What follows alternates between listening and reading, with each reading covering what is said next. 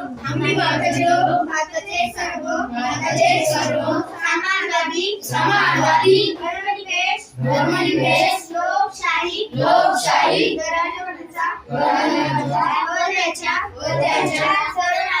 सर्व सामाजिक आर्थिक व राजनैतिक न्याय अभिव्यक्ती विश्वास श्रद्धा उपासना यांच्या स्वतंत्र समानता निश्चितपणे प्राप्त करून देण्याचा आणि या सर्वांमध्ये व्यक्तीची प्रतिष्ठा वराच्या क्षेत्रात